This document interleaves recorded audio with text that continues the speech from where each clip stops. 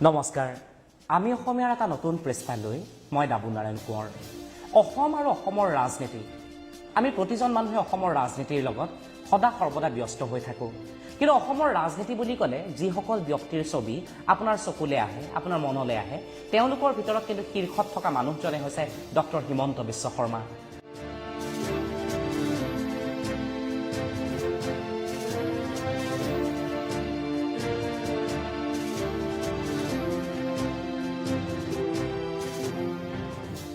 doctor Himanta Biswa Sarma অবিহনে অসমৰ ৰাজনীতি যেন বৰ্তমান শূন্য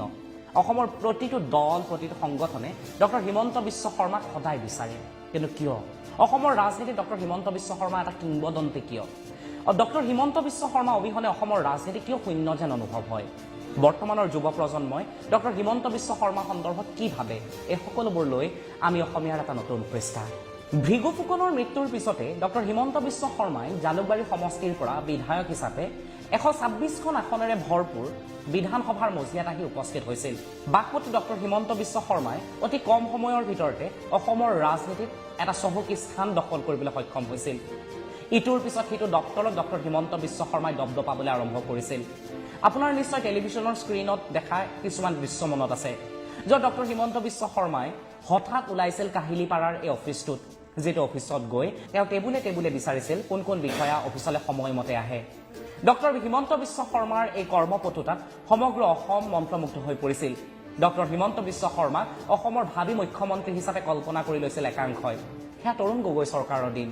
যিকোনো মিছা কথা এটাও এক মুহূৰ্তৰ বাবে যেন সঁচা কথা যেন অনুভৱ হয় ডক্টৰ হিমন্ত বিশ্ব শৰ্মাৰ এয়া কেৱল মোৰ ব্যক্তিগত অনুভৱ নহয় এয়া বহুজনে অনুভৱ কিন্তু ডক্টৰ হিমন্ত বিশ্ব শৰ্মাই যিবোৰ কথা কয় সেয়া যেন ভৱিষ্যতৰ সময়ত সঁচা যেনে অনুভৱ হয় সেয়া ডক্টৰ হিমন্ত বিশ্ব শৰ্মাৰ বিজেপিলৈ আগমনৰ দিন ডক্টৰ হিমন্ত বিশ্ব শৰ্মাই কৈছিল যে বিজেপিয়ে অসমত চৰকাৰ গঠন কৰিব আৰু সঁচাকৈয়ে অসমত বিজেপিয়ে চৰকাৰ গঠন কৰিলে ডক্টৰ হিমন্ত বিশ্ব শৰ্মাই এইবাৰ কৈছে যে 2021ত বিজেপিয়ে চৰকাৰ গঠন কৰিব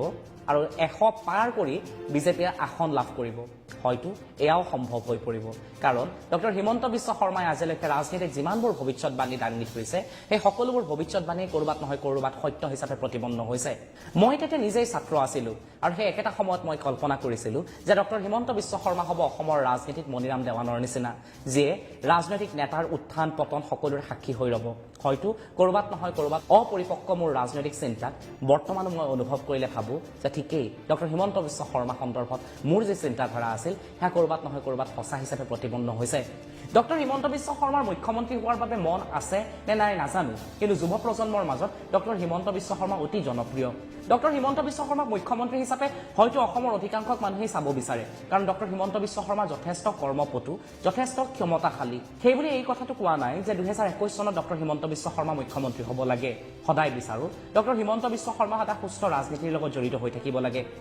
কিন্তু ডক্টৰ হিমন্ত বিশ্ব শৰ্মাই আজিলৈকে যিবোৰ ভাষ্য প্ৰদান কৰিছে কৰবাত নহয় কৰবাত তাৰ মাজতো বিতৰ্ক নথকা নহয় যেতিয়া ডক্টৰ হিমন্ত বিশ্ব শৰ্মা কংগ্ৰেছত আছিল সেই একেটা সময়তে ডক্টৰ হিমন্ত বিশ্ব শৰ্মাই নৰেন্দ্ৰ মোদীক কেন্দ্ৰ কৰি কিছুমান ভাষ্য প্ৰদান কৰিছিল আপোনাৰো নিশ্চয় সেই ভাষ্যবোৰ মনত আছে কিন্তু সেই একেটা সময়তে আজি ডক্টৰ হিমন্ত বিশ্ব শৰ্মাৰ মুখত কিন্তু নৰেন্দ্ৰ মোদীৰ প্ৰশংসা শুনিবলৈ পোৱা যায় হয়তো সময়ে ডক্টৰ হিমন্ত বিশ্ব শৰ্মাক ভাবিবলৈ বাধ্য কৰাই দিলে যে নৰেন্দ্ৰ মোদীয়ে ভাৰতবৰ্ষৰ ৰাজনীতিত সঁচা অৰ্থত পৰিৱৰ্তন আনে বা আনিব পাৰে ডক্টৰ হিমন্ত বিশ্ব শৰ্মাই অসমৰ ৰাজনীতিত যিখন বাজেট ইতিমধ্যে দাখিল কৰিলে সেই বাজেটখনক লৈ বহুতে চিন্তা চৰ্চা বহু আগৰ পৰাই কৰিছিল বিৰোধীয়ে আগৰ দৰে সেই বাজেটখন সন্দৰ্ভত ভাষ্য প্ৰদান কৰিলে যে এই নিৰ্বাচন কেন্দ্ৰিক হয়তো মই সৰুৰে পৰা দেখি অহাৰ দৰে এতিয়াও দেখিছোঁ প্ৰতিবাৰে বিৰোধীয়ে কয় এয়া নিৰ্বাচন কেন্দ্ৰিক কিন্তু সঁচাকৈয়ে বাৰু বাজেটখন নিৰ্বাচন কেন্দ্ৰিক নে যদি এই বাজেটখন সম্পূৰ্ণৰূপে ফলপ্ৰসূ হয় অসম হয়তো অনাগত দিনত ভাৰতবৰ্ষৰ 5খন উন্নত ৰাজ্যৰ ভিতৰত এখন ৰাজ্য হিচাপে পৰিণত হ'ব কিন্তু সদায় বিচাৰোঁ ৰাজনীতিৰ ৰঙা ফিটাৰ মাজত যাতে বাজেটবোৰ বাজেট হৈ নাথাকে ই যেন সঁচা অৰ্থত প্ৰতিপন্ন হয় ই যেন সঁচা অৰ্থত প্ৰতিফলিত হয় ডক্টৰ হিমন্ত বিশ্ব শৰ্মাই কি পিন্ধিলে ডক্টৰ হিমন্ত বিশ্ব শৰ্মা কিমান সময়ত শুই উঠে ডক্টৰ হিমন্ত বিশ্ব শৰ্মাৰ ব্যক্তিগত জীৱনতনো কেনেকুৱা এই লৈ বিভিন্নজনৰ মাজত বিভিন্ন ধৰণৰ চিন্তা চৰ্চা সদায় অব্যাহত থাকে ভাৰতবৰ্ষৰ ৰাজনীতিত হয়তো এনেকুৱা এজনে উত্তৰ পূৰ্বাঞ্চলৰ ব্যক্তি যিগৰাকী ব্যক্তিক লৈ ভাৰতবৰ্ষৰ বহুতো সংবাদ মাধ্যমো সদায় ব্যস্ত হৈ থাকে ডক্টৰ হিমন্ত বিশ্ব শৰ্মাই চিটিজেনশ্বিপ এমেণ্ডমেণ্ট এক্ট সন্দৰ্ভত যেতিয়া সৰ্বভাৰতীয় পৰ্যায়ৰ সাংবাদিকে প্ৰশ্ন কৰিছিল অতি চতুৰভাৱে বিভিন্ন ধৰণৰ উত্তৰ দাঙি ধৰিছিল এয়া আছিল ডক্টৰ হিমন্ত বিশ্ব শৰ্মাৰ ভাষ্য কিন্তু আজি এই ভাষ্য বা ৰাজনীতিৰ কথা নকওঁ যুৱ প্ৰজন্মৰ মাজত ডক্টৰ হিমন্ত বিশ্ব শৰ্মা অতি জনপ্ৰিয় সদা সৰ্বদা ফেচবুক ইনষ্টাগ্ৰামত ডক্টৰ হিমন্ত বিশ্ব শৰ্মাক লৈ বিভিন্নজনে বিভিন্ন ধৰণৰ কৌতুক কৰে হয়তো অসমীয়া বহুতো ধাৰাবাহিকৰ মাজতো ডক্টৰ হিমন্ত বিশ্ব শৰ্মাৰ ভাষ্যটো নকল কৰি বহুজনে তাক প্ৰতিপন্ন কৰাৰ চেষ্টা কৰে ইয়াৰ কাৰণটোৱেই হৈছে ডক্টৰ হিমন্ত বিশ্ব শৰ্মাৰ মাজত থকা সেই জনপ্ৰিয়তা ডক্টৰ হিমন্ত বিশ্ব শৰ্মাক ব্যক্তিগতভাৱে মই ভাল পাওঁ নে বেয়া পাওঁ সেই কথাটো মই আজি উল্লেখ নকৰোঁ কিন্তু এটা কথা কওঁ যে ডক্টৰ হিমন্ত বিশ্ব শৰ্মা অসমৰ ৰাজনীতিৰ বাবে এক বৃহৎ কিংবদন্তি সেয়া কংগ্ৰেছৰ চৰকাৰ ডক্টৰ হিমন্ত বিশ্ব শৰ্মা অবিহনে যে কংগ্ৰেছ শূন্য সেই কথাটো আজি প্ৰতিপন্ন হৈ পৰিছে কাৰণ এজন ডক্টৰ হিমন্ত বিশ্ব শৰ্মাৰ পদত্যাগৰ লগে লগে কংগ্ৰেছ যে এটা শক্তিশালী বিৰোধী দল হিচাপেও পৰিগণিত হৈ নাথাকিল অসমত সেই আপুনি মই সকলোৱে টেলিভিশ্যনৰ পৰ্দা বা বাতৰি কাকতৰ জৰিয়তে দেখিছোঁ কিন্তু এটা কথা ডক্টৰ হিমন্ত বিশ্ব শৰ্মাৰ জৰিয়তে সমগ্ৰ ৰাইজে সদায় ইতিবাচক চিন্তা বিচাৰে হয়তো দলৰ স্বাৰ্থতেই হওক বা অন্য কিবা কাৰণতেই হওক যেতিয়া নাগৰিকত্ব সংশোধনী আইন সন্দৰ্ভত ডক্টৰ হিমন্ত বিশ্ব শৰ্মাই সমৰ্থন কৰিছিল সেইটো সময়ত হয়তো ডক্টৰ হিমন্ত বিশ্ব শৰ্মাৰ বিৰুদ্ধে যুৱ প্ৰজন্ম ওলাই আহিছিল সকলোৰে মুখত ডক্টৰ হিমন্ত বিশ্ব শৰ্মাৰ বিৰুদ্ধে বিভিন্ন ধৰণৰ শ্লোগান শুনিবলৈ পোৱা গৈছিল কিন্তু সকলোৱে বিশ্বাস কৰে যে ডক্টৰ হিমন্ত বিশ্ব শৰ্মাই বিচাৰিলে অসমখনক এখন উন্নত ৰাজ্য কৰি গঢ়ি তুলিব পাৰে হয়তো ডক্টৰ হিমন্ত বিশ্ব শৰ্মা এনেকুৱা এটা ৰাজনৈতিক নেতা যিগৰাকী ৰাজনৈতিক নেতাই হয়তো বিচাৰিলে অসমৰ এই চিটিজেনশ্বিপ এমেণ্ডমেণ্ট এখনকো ক'ৰবাত নহয় ক'ৰবাত সাল সলনি কৰি দিব পাৰে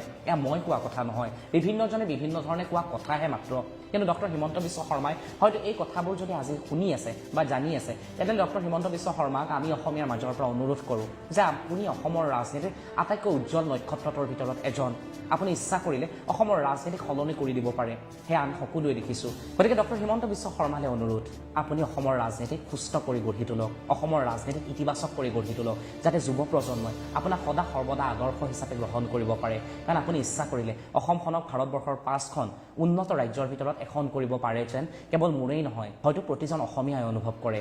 লাগিলে আদৰ্শগত দিশত আপোনাৰ বিৰোধিতা কৰিব পাৰে চাই থাকিব আমি অসমীয়াৰ একো একোটা নতুন পৃষ্ঠা ধন্যবাদ